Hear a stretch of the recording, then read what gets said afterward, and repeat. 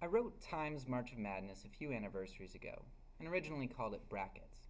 Ended up kind of being a play on words with March Madness. But anyway, it centers around the concept of time, a concept with which I've always had a fascination. Movies like Donnie Darko and Butterfly Effect have always drawn me in. But for as weird as time might be, our normal experience of time is really a pretty depressing thing. James calls our time on Earth a vapor. It is fleeting. We know that our time is limited, and the older we get, the faster it seems to go. In this poem, I talk about how frustrating it is that moments never last longer than a moment. You cannot hold on to now, as it quickly becomes the past.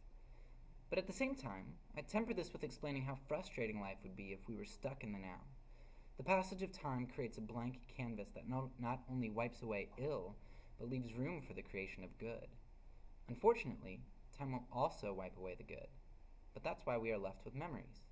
Time allows us to create a future, while memories allow us to savor the past. One interesting thing to note about this poem is that while I do talk about bracketed pages, you'll notice that the very first line and the very last line are exactly the same, just in reverse order. They bracket the poem.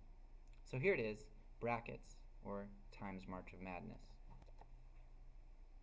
Bracketed pages times of memories stand, amidst many pristine chapters never seeing a second glance, all pages standing in time, while through time we move, addendums of moments becoming pages themselves, happy thoughts dulled with time, while the painful are soothed. Time mercilessly accosts us with its benevolence, for it does so much more than cause us pain to forget. It also strips to the bone both pleasures and joys, and as both sink deeper into the sands, it leaves us with more room to enjoy. But if all that were before us was barren and sparse, creative minds could abound, but what of our hearts? If all of time and its treasures were lost to the deep, if all life that had been lived was from earth expunged, why should we go on, just to lose everything? But memories now made were once moments we lived, moments in which now our life may have ended. But thought, unlike time, has the power to transcend. It finds moments trapped in the intangible mind. It breathes life into that which was dead. So here in the darkness, traveling through the dullness of days, I have access to life larger than what's now displayed.